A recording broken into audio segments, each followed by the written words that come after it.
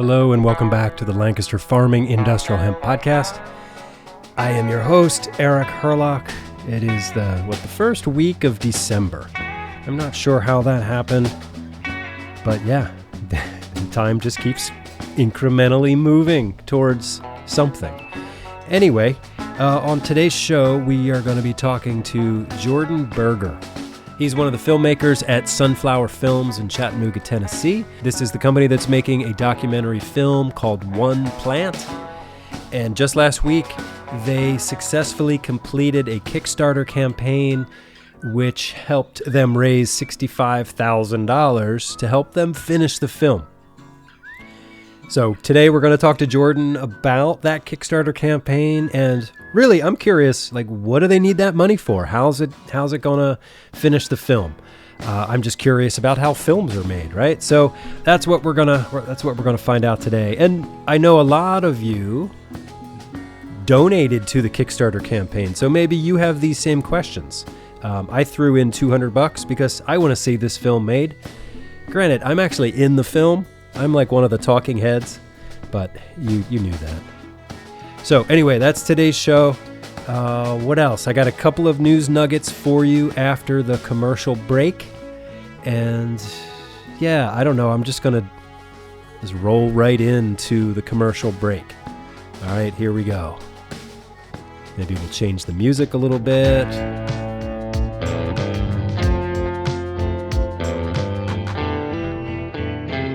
Yeah, all right, there we go. Okay, so today's show is brought to you with generous support from IND Hemp in Fort Benton, Montana, where they believe in the goodness of hemp.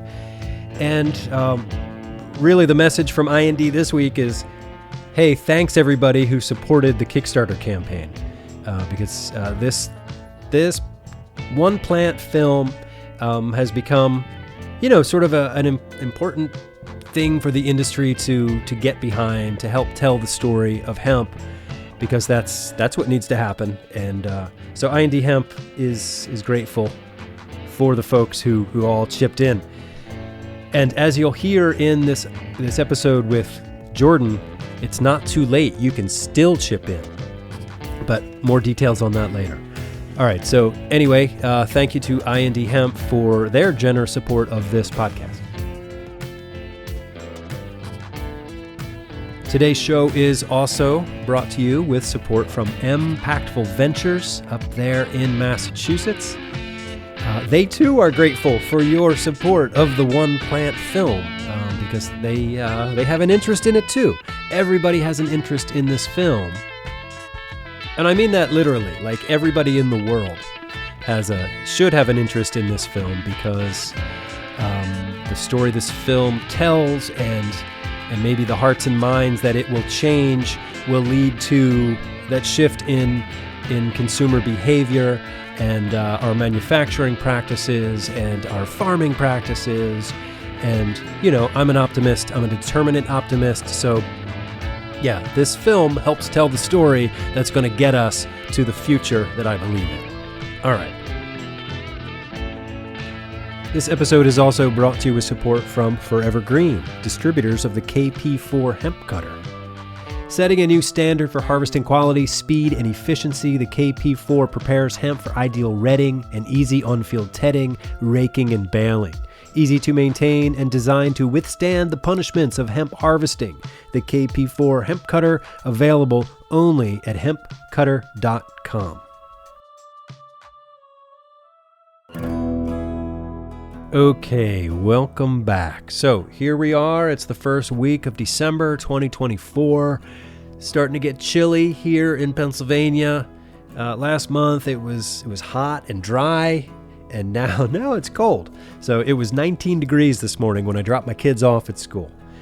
So anyway, I've got a handful of news nuggets here for you today. And as I've done a few times in the past, I've taken these stories that I've found on the internet and I asked my computer buddy, ChatGPT, to write a little news brief based on it. Right? This is how I am choosing to experiment with AI. So anyway, that's what I'm going to read to you now. These ChatGPT summaries of a couple of news articles. All right, here we go. This first story actually was sent to me in an email, which I had the robot summarize for me. There is a new grant that is boosting research on hemp fiber processing and quality. The Foundation for Food and Agriculture Research, FAR, has awarded a $333,000 grant to North Carolina State University to study how harvest timing and environment impact hemp fiber quality. With matching funds from partners like Bass Fiber Technologies and I&D Hemp, the total investment reaches $667,000. Led by Dr. David Suchoff, the research aims to address inconsistencies in U.S. hemp fiber quality by developing data-driven harvest guidelines and improving retting processes, particularly in cooler, arid climates. Field trials in North Carolina and Montana will compare fiber characteristics across different conditions and harvest times, while researchers will also explore probiotics to enhance retting efficiency. So you can learn more at FAR's website. I'll have that link on the show page for this episode. This next story is out of Maine. It says the Micmac Nation has successfully grown hemp to extract PFAS, or forever chemicals, from contaminated soil at a former Air Force base. However, they've hit a snag. There is no safe way to dispose of the PFAS-laden hemp, according to a story written by Melissa Lazat on thecounty.me. The story says that burning the hemp risks releasing the toxins into the air, and dumping it into a landfill simply shifts the problem elsewhere. So researchers, including partners from the University of Virginia, are testing methods to remove PFAS from hemp safely, with results expected in early 2025. Meanwhile, the tribe has secured a $1.6 million EPA grant to continue testing hemp's potential for soil and water cleanup. The project could provide solutions for other contaminated communities, but for now, scaling up remains on hold until a disposal breakthrough is found. This effort highlights hemp's promise and challenges in tackling environmental crises. All right, and finally, here's a story from DallasNews.com. In Texas, a battle is brewing between the booming hemp industry and state lawmakers. The $8 billion hemp market, fueled by products like vapes, gummies, and infused drinks, has flourished under minimal regulation since a 2019 law legalized hemp. But lawmakers argue the industry exploits loopholes to sell intoxicating products without oversight, creating risks for consumers and competing with the state's limited medical marijuana program. Proposals for the upcoming legislative session could ban intoxicating hemp products altogether or impose stricter regulations like age limits, child-proof packaging, and product testing. Advocates for the hemp industry are pushing back, emphasizing its economic impact, including 50,000 jobs, while urging lawmakers to adopt balanced regulations that allow businesses to thrive. Meanwhile, medical marijuana providers say they're being squeezed out, calling for program expansion and tighter rules on hemp. With safety, commerce, and patient access all at stake, the legislative session could reshape the future of cannabis in Texas. All right, so there you go. I share this story with you because I take issue with how the media in general talks about the hemp industry. I would argue that these advocates from the hemp industry in Texas aren't really in the hemp industry. Not the hemp industry that we know, right? So it's frustrating because we have to figure out a way to talk about hemp, or really to redefine hemp, or to use, political terms, to take the word back, right? Which sounds really like divisive, and I don't mean it to be, but I really think, you know how I feel about this. Yeah, I just wish that the chemical people would just chill out and just pick a different word, right? Seriously, come on, people. Now I know how the dairy industry feels when the almond companies talk about almond milk, or whatever milk. It's not milk, it's nut juice, right? That's what the dairy advocates say. And in this case, it's a very similar situation. Like, no, this word means this thing, and just because you figured out a way to sneak intoxicating cannabinoids in the definition doesn't mean you get to use the word hemp. What's the solution? I have no idea. Is there a way forward? Always.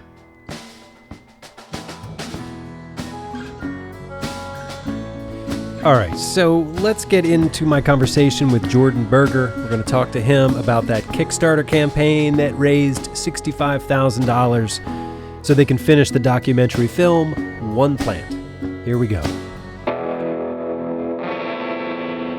Jordan Berger, filmmaker from Sunflower Films in Chattanooga, Tennessee. Welcome back to the Lancaster Farming Industrial Hemp Podcast. How are you doing? Hey, great. Thanks for having me again, Eric. Happy Thanksgiving. Happy what? Happy Thanksgiving. Oh yeah, happy Thanksgiving to Just you. passed. I see your Right. Christmas tree behind you there. Yeah, it's December now, so we're keep rolling along with all the holidays. Merry Christmas. Merry Christmas. Anyway, so congratulations to you.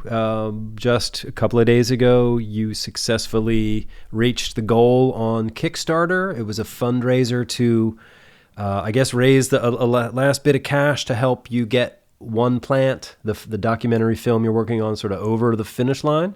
So congratulations, and I imagine that was very stressful for you. Yes. Yeah, it was.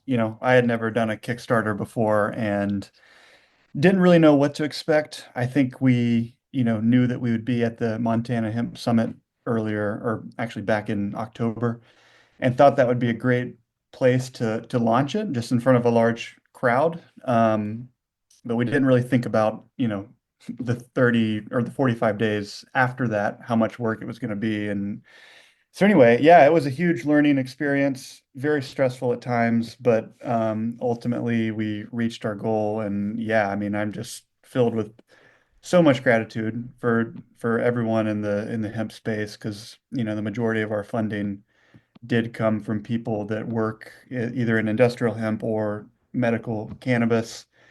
So that's really cool just to, see and feel the hemp community behind us. Yeah, We've met a lot of the people, either for interviewing them or at hemp events, and everyone, has been real excited about our project. But it's cool to see that excitement translate into, real donations right, right. towards film. So that's awesome. Yeah, I mean, I'm still in kind of shock, honestly, that we reached it. We had a huge rally just in the last like 2 or 3 days of Yeah. the campaign. But yeah, we made it. So looking at the page, you have 176 backers. That's cool. That's a lot of people who now have a vested interest in what you're doing. Although you could argue that they had a vested interest in it before they donated too, if they're in the hemp space. But yeah, that's amazing. And your goal was 65,000, and as of this recording, it's higher than that. So I don't know. Can you still donate? Can you still throw in Yeah, after the? you can. So I enabled late pledges for the Kickstarter, which means I think Good thinking. 15 days after it ends, you can continue to pledge if you want to. Cool. Yeah, I mean, and I would encourage if anyone didn't get a chance to, any additional funding will definitely be put to use. Kickstarter takes 5% of what all you raise and Mm, then pay, credit card processing fees. okay. And all that, of course, gets counted as income to One Plant, to our company. So that's, You pay tax on that too. taxes on that. So it's the 65 is awesome, but we go home with a little less. So Right. anything additional, between now and the next 10 days Yeah. is yeah. Well, I'm sure people who donated to it are curious about like how the money will be used. I mean, because to be honest, like I think most people find films and filmmaking fascinating, because we all love movies. We all we love visual stories, but we don't really know how things are made. So I don't know if you can, don't get into the weeds too much, but tell us, like, break it down a little bit, and like how will the money be used? Sure. Yeah, so we are now kind of full steam into post-production, which is editing the film together. We've spent the past 2+ years traveling around, getting content, and now we're putting it all together. And we have been editing for the past year, and we're really close to kind of the ending here. But yeah, this funding mainly is going to continuing to pay our editor's salary so he can continue working every month on it. And, once we have what's called a picture lock in the film world, the film then has to be sent to kind of a host of specialists that'll, bring it to the best level it can be. And one of those people is sound, someone who's just focusing on getting the sound of the whole movie, really dialed in. So that's sound design, also, mastering the levels of our interviews and music. And a lot of people don't realize, but sound is such a huge, it's half the experience when you're watching a Right, film. right. So it's extremely important and it's easy to overlook if you're And I think you almost want people to overlook it. Like if it's really good sound design, you don't notice how good it is, maybe? I don't know. right. Well, I guess I meant from a filmmaker's Oh, perspective. right. Yeah. Somebody making it, it's maybe easy to overlook it, but you're right. I mean, it's such an important part of the experience. So we're doing that. We're also paying an animator. So as you can imagine, there's a big educational component to this film. And when you're talking about carbon sequestration or phytoremediation or in any of Mhm. those things that Like might, that are concepts that you need to yeah, tell visually as quickly as right, possible. right. So we're hiring an animator who that's all they do is they animate things for films. And as you can imagine, that's not cheap either. And then another finishing cost is color. So, this film has been shot on a handful of cameras over a couple of years and, in all sorts of lighting conditions and all that. So somebody who's good at color grading will come in and just make sure it all looks consistent. Another thing that people don't really think of, but takes a tremendous amount of time and someone who's very good at it. So, and then yeah, the last major thing we're paying for is music. We're hoping to pay for some original score, but we also have a couple of well-known songs that are in the edit that we need to license. Hmm. So, you know, I have a production company and we do commercial work, and I've tried to license music for commercial work before, and the numbers are just tremendous. They're way bigger than you would ever expect. And for a film, I think there's some wiggle room because we're not promoting a brand. This is just a independent film. And so we're hoping we can, land on a deal that works. If not, then we'll just have to replace the songs that we want to license with Yeah. more original music, which, might be the way we go. Right. Can you name one or two of the songs that you really want to have in there? Or is that Uh, too soon to talk about that? no, it's not too soon. An artist named Bill Callahan is somebody I really like, and I don't know. I think there's a couple of songs that we've been back and forth with about which one we may Hmm. use, but his just kind of Americana style seems to fit with some of the themes in the movie. Right. So Actually, I remember seeing an early cut of a trailer that had one of his tunes on it, right? It was yeah, like yeah, it was yeah, called America, maybe. right. So Yeah. I don't know if we're going to use that one. There's actually another one that we like a little bit Yeah. more, but Cool. yeah. All And right. then some other options, we've Cat Stevens would be amazing, but obviously that could be a huge cost.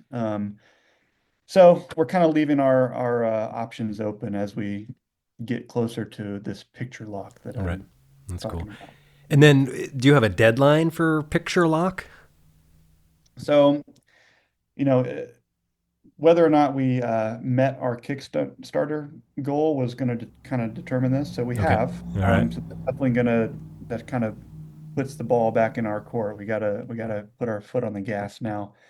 Honestly, I'm trying to have a picture lock by the end of February, and hopefully sooner. But yeah, this morning we kind of reconvened and end of February is our new goal for a picture lock, and then end of March for kind of everything locked at that point.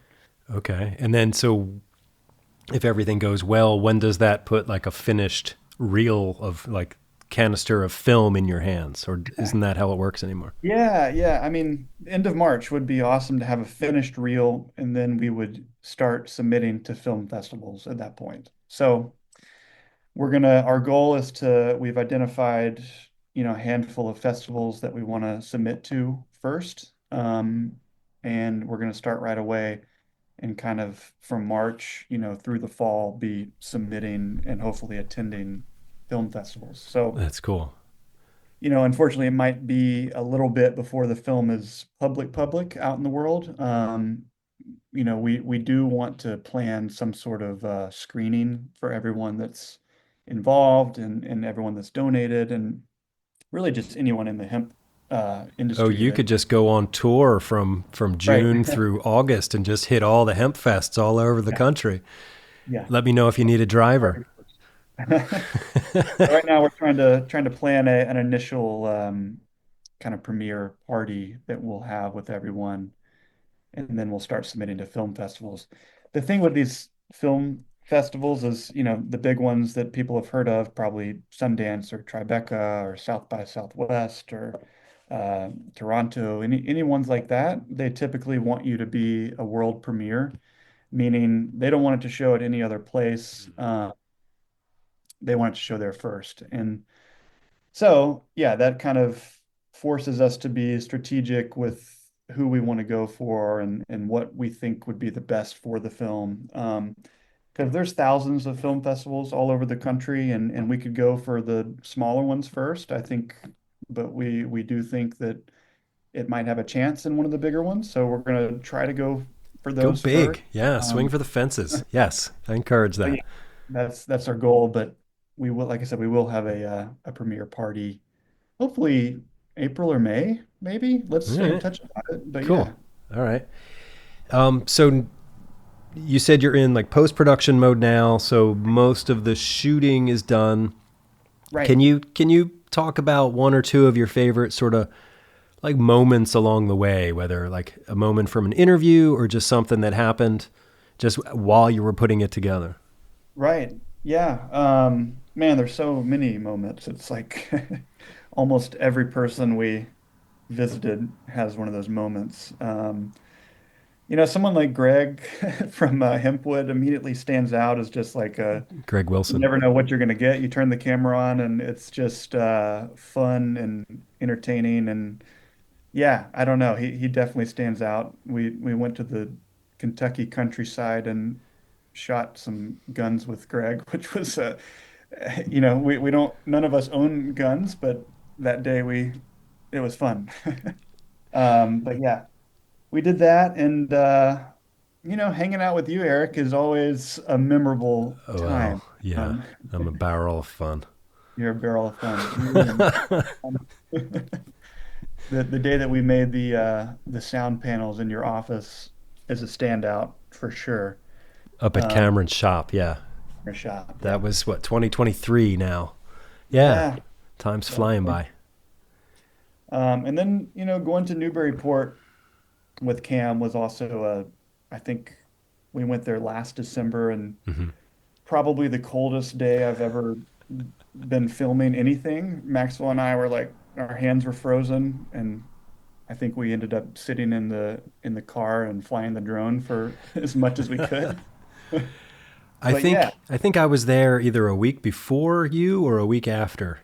You probably a week right. after, Yeah. because I think that you guys filmed the panels going up, like the big tilt up, Yep. and they were there already in place when I was there. So Okay. Was yeah, it cold for you or wasn't that cold? it was actually pretty cold, but not as cold as Okay. you described. Well, maybe I'm just We've had like sort of not parallel journeys, but similar journeys. Mhm. Like we've talked to a lot of the same people and have seen Yeah, we a have. lot of the same stuff. So it's Thanks to been neat you. to. I mean, you kind of opened the door for us early on in this thing. So yeah, Well, the thank you. door, yeah. It's amazing what doors will open for you when you walk your path. Oh, That's thank a Cameron McIntosh quote, unless he okay. was quoting somebody, but he said that to me when we were sort of talking about, like there's been some amazing things happening sort of in our lives, in the hemp space, just, Right. just amazing stuff. So yeah. Yeah, no, for sure. That's a good one. Yeah, just like this, the Kickstarter door kind of opened up for us. We just walked it. We didn't know what was going to happen, and I don't Yeah. know. I I knew was something. worried for you. I have to admit that like a week in, I was like, I don't know. I don't know. Yeah, But I'm it, sure you weren't the only one. I think everyone was a little worried for us, and maybe that worry is what got us over the edge. I don't know. But it, yeah, I mean, we had a lot of backers kind of come through in the last 2 days, really last 24 hours. yeah. I mean, because at that point you're so close, right? And it's like all that work, and you just what? It's just going to crumble before your eyes. And I think nobody Yeah, wants to see that.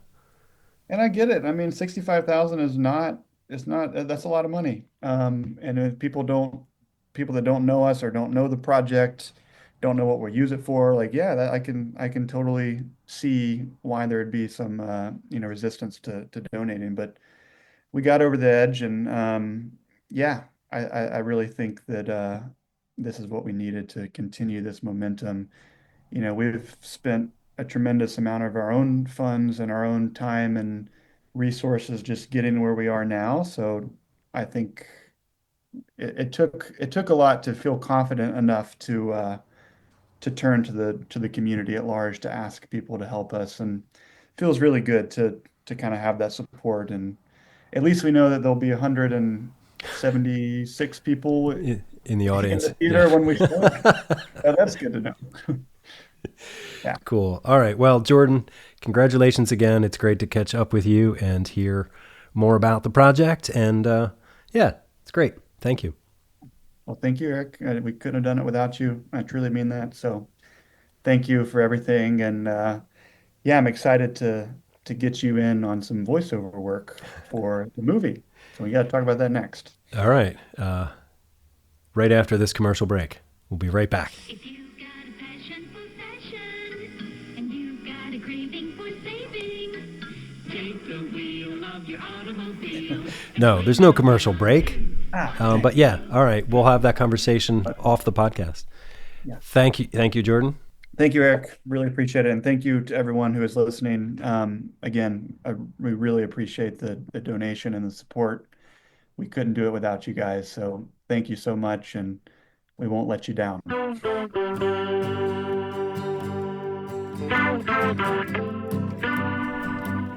All right, there you go. That's the show today. Thank you for listening. My name is Eric Hurlock. I am the senior digital editor at Lancaster Farming Newspaper, the greatest agricultural newspaper in the world. Check us out online at lancasterfarming.com. Sign up for our newsletters too. We got a hemp newsletter. Yeah, you get it in your email box every week. Oh, and just another reminder, you can still donate to the Kickstarter campaign, right? So I'll have the link up on the show page for the episode, along with those news links and links to our sponsors and all of the things. Okay, so until next time, I will see you in the newspaper.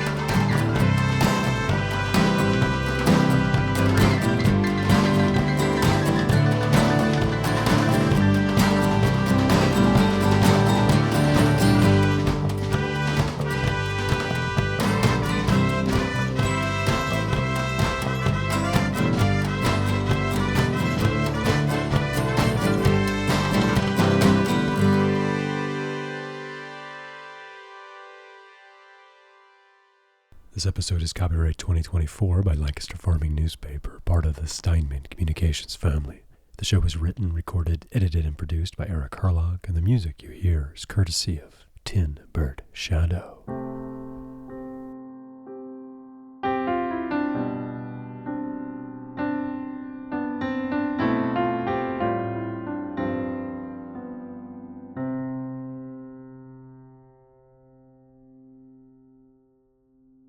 Industrial hemp